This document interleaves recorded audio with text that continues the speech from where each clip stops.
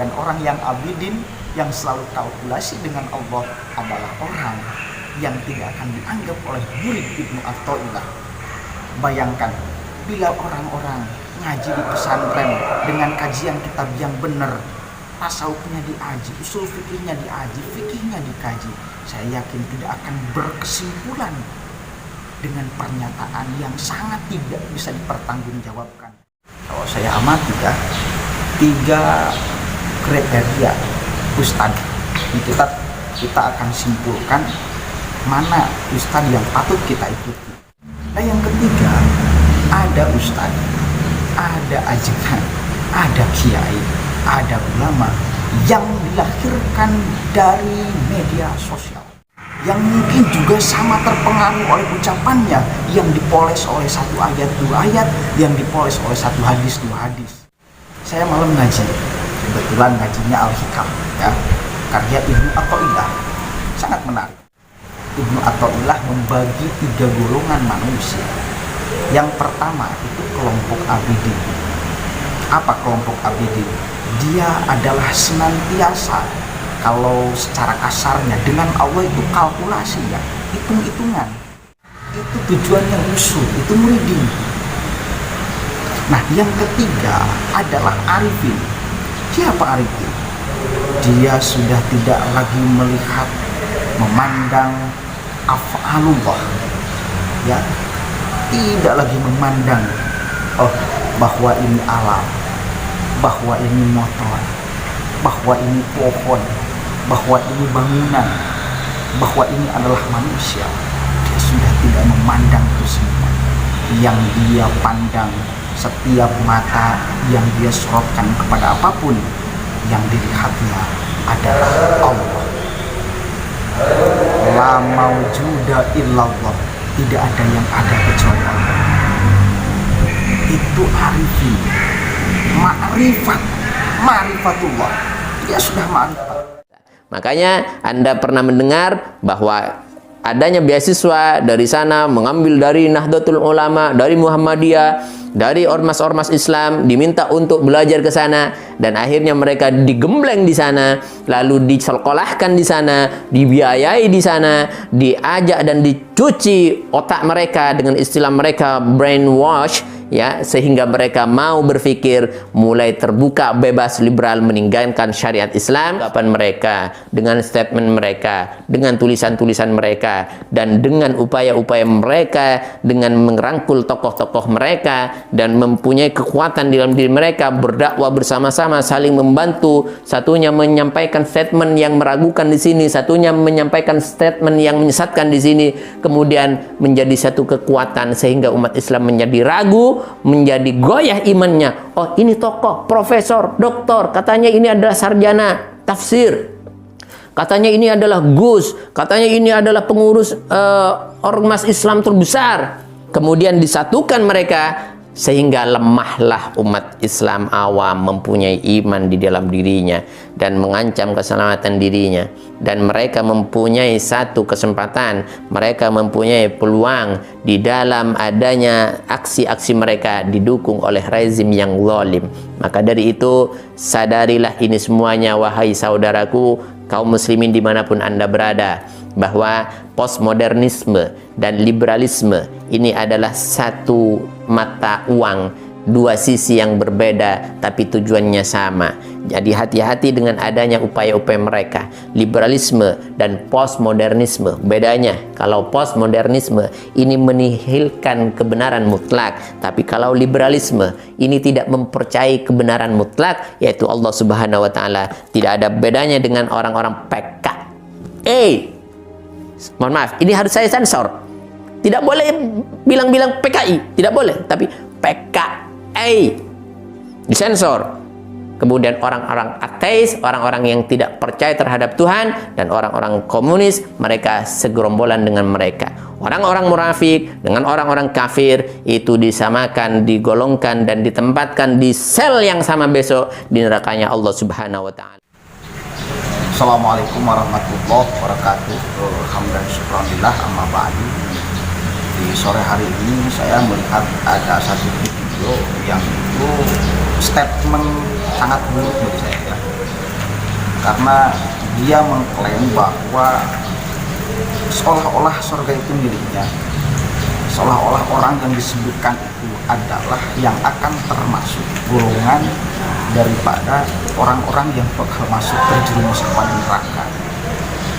Ini kan apa namanya ya orang ini seolah-olah sudah bisa bertemu dengan Allah, bahwa orang ini bakal jerumuskan kepada api neraka.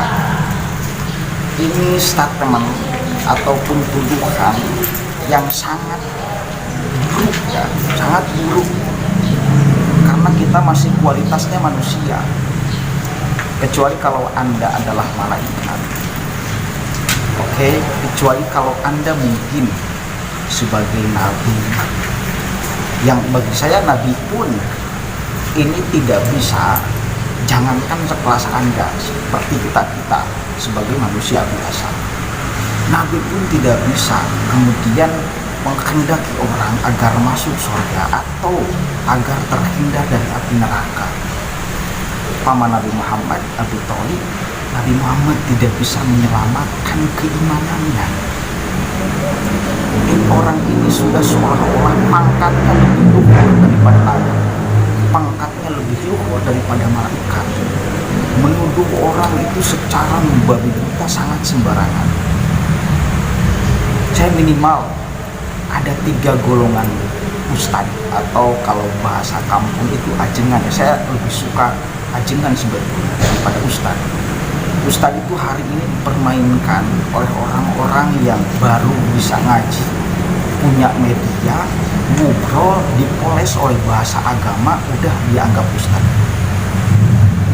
Ini kan sangat apa namanya ya, orang lain juga bisa pakaian kemudian dipermak, oke, pakai peci, kalau sekalian pakai jubah, bicara agak sedikit belajar dari internet, ngutip satu ayat, ngutip satu hadis, bicaralah dengan kata-kata mutiara, oke, medianya dipenuhi, Facebooknya dibuat, Twitternya dibuat, sedikit dipoles dengan kata-kata mutiara, agak berbau-bau keislaman, IG-nya dibuat, YouTube-nya setiap dia berbicara ada polesan, ada ayat, ada polesan ayat, ada polesan hadis, dia sudah menjelma sebagai ustadz.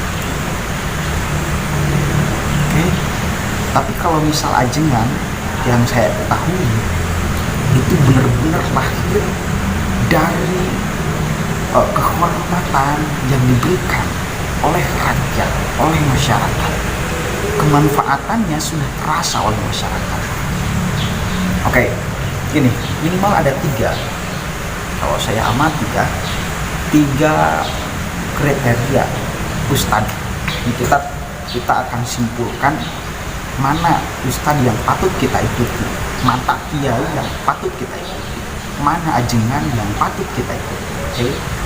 Yang pertama adalah ustadz ataupun ajengan yang lahir dari tradisi masyarakat, yang kemanfaatannya sudah dirasa oleh masyarakat, yang pesantrennya sudah jelas, sehingga pulang ke rumah dengan background santri, ilmunya luas, dipandang oleh masyarakat bahwa orang itu perlu untuk menyandang gelar ajengan, gelar ustadz, maka jadilah sosok kiai yang karismatik. Kemanfaatannya terasa oleh masyarakat, dirasakan. Dia dididik benar-benar dari awal prosesnya sampai ujung dia mendapatkan label ustadz, label kiai, itu benar-benar diperhatikan oleh masyarakat. Orang itu akan sangat dihargai oleh masyarakat, karena setiap apapun persoalan kehidupan, masyarakat akan bertanya kepadanya. Ya, ilmunya sudah jelas, track record rekam jejaknya pasti sudah jelas, karena dari awal mula sampai orang itu mendapatkan label itu diperhatikan sangat detail oleh masyarakat. Tidak boleh sembarangan, karena urusannya membimbing umat agar selamat di dunia juga akhirat. Itu kriteria ajengan yang pertama, ulama yang pertama, kiai yang pertama, ustadz yang pertama. Kemudian yang kedua, ada ustadz yang khusus dilahirkan dari tradisi politik atau kepentingan politik, sehingga ustadz itu akan sangat membabi buta bicara soal politik. Otomatis politik keberpihakan, ya, dan politik otomatis tidak akan melahirkan keidealan pandangan. Tidak akan ideal tuh, karena urusannya keberpihakan, bukan otoritas, bukan tujuannya benar-benar kebenaran. Dia menggebu-gebu ketika situasi politik. Bahkan kalaupun bukan situasi politik, dia terus berbicara politik.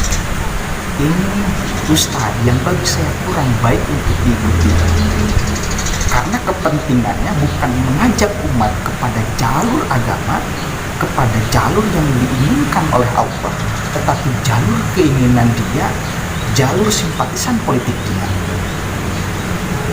yang juga sama dipoles oleh satu ayat, dua ayat, kata-kata mutiara, dibungkus tuh dengan sorban, dibungkus tuh dengan gamis. Biasa setelah itu gampang orang lain mempermalukan.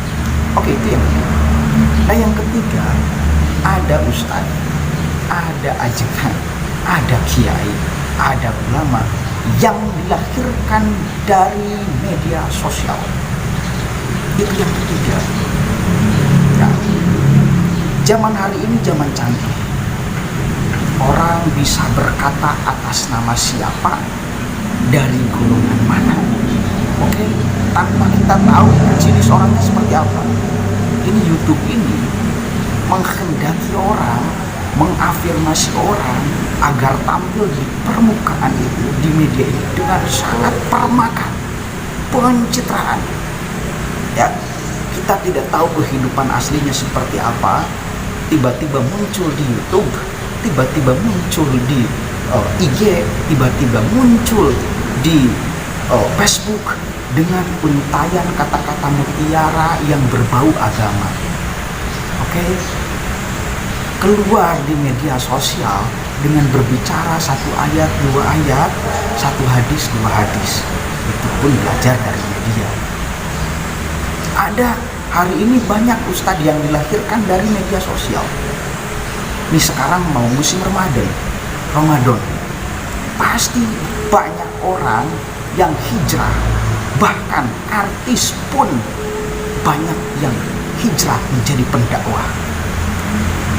Ini kan menjadi lucu fenomena ustadz karbitan dengan ustadz yang benar-benar dilahirkan dari tradisi pesantren. Ucapannya, keilmuannya tentu akan sangat jauh berbeda. Oke, nah fenomena ustadz yang ketiga ini yang sangat merambah nih hari ini. Banyak sekali saya lihat tracking di YouTube, ternyata sangat banyak sekali ustadz-ustadz yang baru, yang itu bagi saya kurang jelas track recordnya, rekam jejak pesantrennya seperti apa.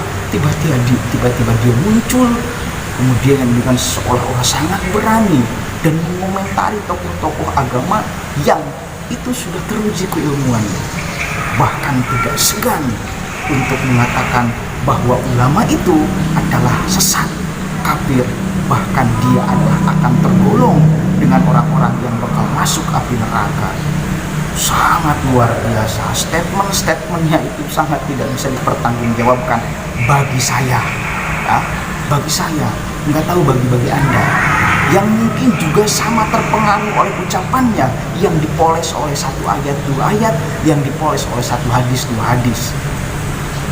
Padahal tradisi pesantren sangat tidak mengajarkan hal itu, menjustifikasi orang dengan membabi buta, apalagi kemudian sudah menyatakan orang itu bakal masuk neraka. Ini sangat statement yang hati-hati orang pesantren mengeluarkan itu. Kalaupun ada orang yang sudah mukasyafah, artinya sudah dimukakan oleh Allah untuk melihat bahwa ada satu orang yang bakal masuk neraka, saya kira orang yang benar tidak akan mampu, bahkan tidak akan mungkin dia mengucapkannya. Kalaupun ada orang yang mukasyafahnya dibukakan oleh Allah, sudah dikasih tahu oleh Allah bahwa orang itu bakal masuk neraka, saya kira orang yang benar enggak bakalan ngomong, enggak bakalan bicara di publik, orang itu bakal masuk neraka. Enggak bakalan. Ya, enggak bakalan. Nah, saya malam ini urusannya kan urusan syariat ini, urusan agama ini, urusan parikan ilmu agama ini. Orang lain tidak akan menemukan bila tidak mengkaji keilmuan agama yang benar-benar dan serius. Saya malam ngaji, kebetulan ngajinya Al-Hikam, ya, karya Ibnu Athaillah, sangat menarik. Ada 3 bagian manusia. Ibnu Athaillah membagi 3 golongan manusia. Yang pertama itu kelompok abidin. Apa kelompok abidin? Dia adalah senantiasa, kalau secara kasarnya dengan Allah itu kalkulasi, ya, hitung-hitungan. Misal gini, hitung-hitungan, saya sedekah 1 nih, maka karena ada ayat Al-Quran yang mengatakan manja bil hasanati falahu asyru amsalha, siapa orang yang memberikan 1 maka akan dibalas oleh Allah 10. Maka karena saya masih abidin, oke, saya sedekah karena ingin dibalas oleh Allah dengan 10 kali lipat. Itu abidin, ya. Kalkulasi dengan Allah itu kalkulasi. Boleh? Nggak apa-apa, ya, nggak apa-apa. Allah tahu karakter manusia, keinginan manusia. Allah tahu bahwa memang ada manusia-manusia yang selalu hitung-hitungan, bahkan dengan Allah, ya, bahkan dengan Allah. Itu yang pertama. Kemudian yang kedua, ada kelompok muridin. Yang pertama abidin, yang kedua muridin. Siapa itu? Dia senantiasa pengen setiap apapun, oke, itu wusul ilallah, sampai kepada Allah, dengan melihat kemudian af'alnya, sehingga menelisik, sehingga sampai kepada zat Allah. Itu muridin, ya. Saya melihat misal alam semesta, saya merenung tentang alam semesta itu, bagaimana hebat dahsyatnya alam semesta. Gak bakalan ada orang yang mampu membuat alam semesta. Kemudian ketika kita melihat alam semesta, menjadi kita tafakur, hingga pada akhirnya lahirlah kesimpulan bahwa alam semesta adalah tidak lain dan tidak bukan pasti diciptakan oleh Allah Subhanahu wa Ta'ala. Kemudian teballah iman kita. Man arafa nafsah faqad arafa rabbah. Siapa orang yang mengenal dirinya, maka dia akan mengenal Rabbnya. Kita tafakur diri kita sendiri. Tafakur sa'ah khairun min alfi ibadah. Ada yang mengatakan itu. Ada yang mengatakan tafakur sa'ah khairun min alfi sana. Tafakur 1 saat atau 1 detik, ya, itu lebih baik daripada ibadah 1000 tahun atau 100 tahun. Saking pentingnya tafakur. Itu tujuannya usul, itu muridin. Nah, yang ketiga adalah arifin. Siapa arifin? Dia sudah tidak lagi melihat, memandang af'alullah, ya, tidak lagi memandang bahwa ini alam, bahwa ini motor, bahwa ini pohon, bahwa ini bangunan, bahwa ini adalah manusia. Dia sudah tidak memandang itu semua. Yang dia pandang, setiap mata yang dia sorotkan kepada apapun, yang dilihatnya adalah Allah. La maujuda illallah, tidak ada yang ada kecuali Allah. Itu arifin, ma'rifatullah. Dia sudah ma'rifat, melihat apapun itu seperti melihat Allah. Ya, itu arifin. Dan yang akan dianggap sebagai murid Ibnu Athaillah, ini yang menarik, bukan abidin, tetapi minimal muridin, orang yang senantiasa melihat sesuatu, melihat mapai-mapainya, kalau bahasa Sunda itu af'alullah, hingga pada akhirnya tembus kepada zat Allah, ya, kepada zat Allah, bahwa segala sesuatu itu lahir daripada yang satu. Itu yang akan dianggap sebagai murid Ibnu Athaillah. Dan orang yang abidin, yang selalu kalkulasi dengan Allah, adalah orang yang tidak akan dianggap oleh murid Ibnu Athaillah. Bayangkan bila orang-orang ngaji di pesantren dengan kajian kitab yang benar, tasawufnya diaji, usul fikihnya diaji, fikihnya dikaji, saya yakin tidak akan berkesimpulan dengan pernyataan yang sangat tidak bisa dipertanggungjawabkan, sudah mencap bahwa orang itu bakal masuk neraka.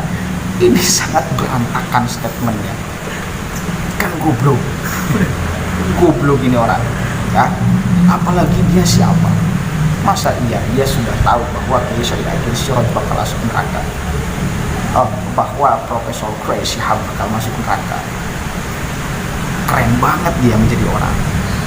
Hanya orang-orang bodoh yang akan menjadi sasaran mereka. Hanya orang-orang bodoh yang akan menjadi sasaran dia. Orang-orang santri, saya kira, yang pernah mondok, saya kira enggak bakalan terpengaruh oleh ucapan-ucapan yang sangat tidak bertanggung jawab dan tidak berdasar.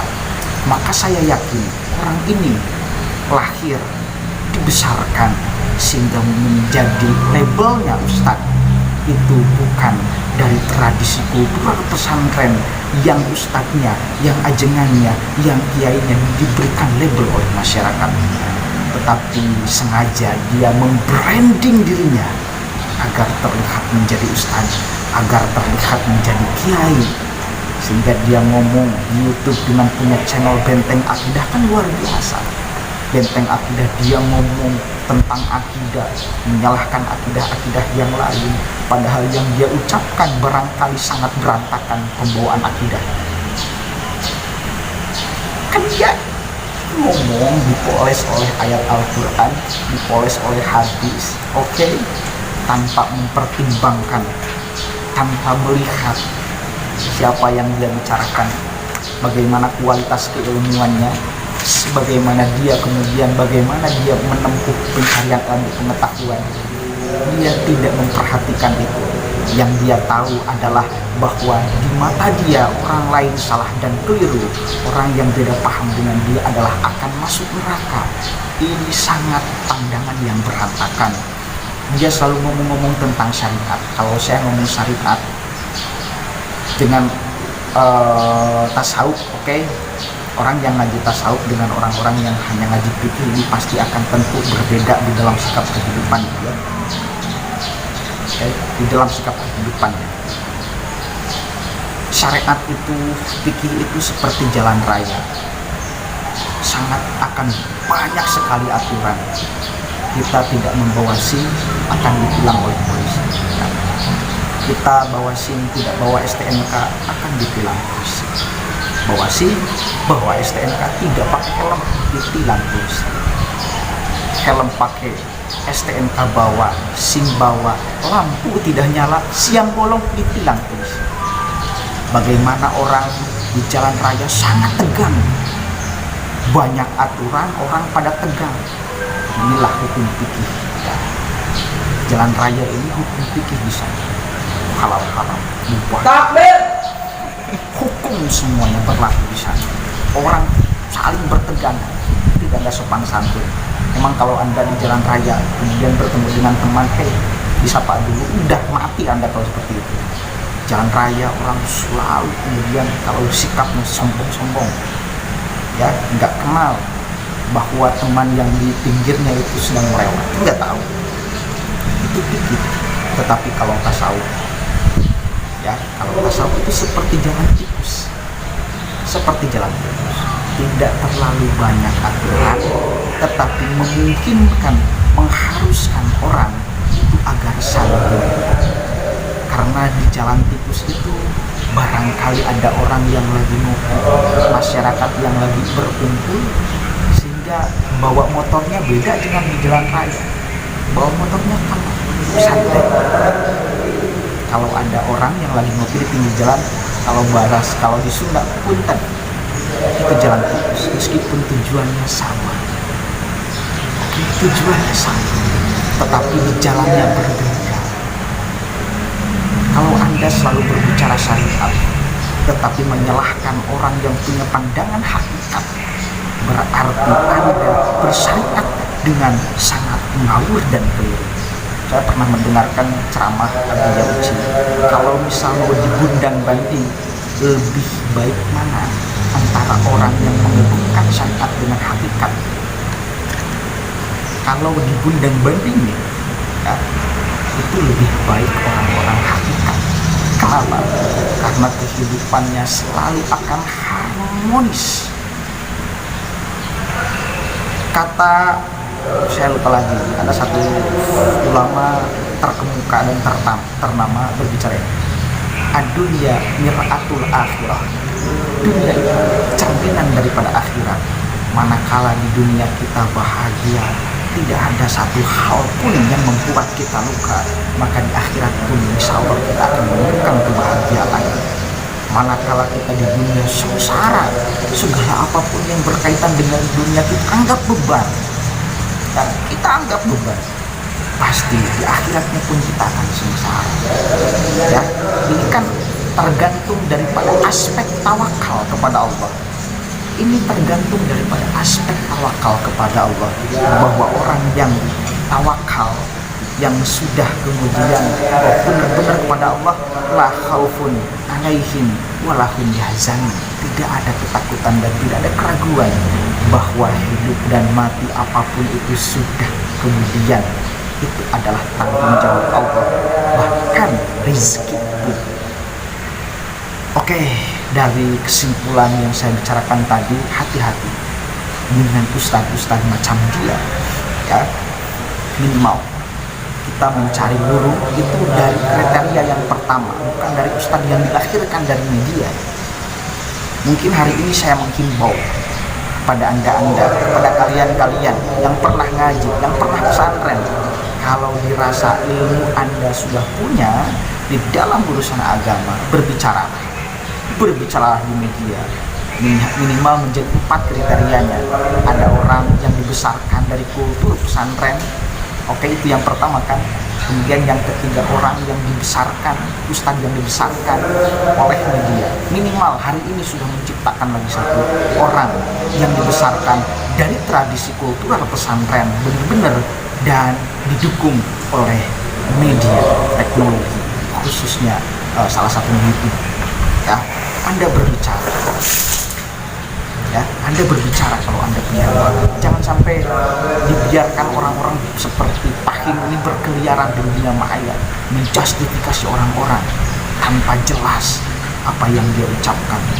Ya, oke, mungkin itu saja yang bisa saya sampaikan. Kurang lebihnya maaf. Allahumma fiqh ila kontorik. Allahu a'lam. Assalamualaikum.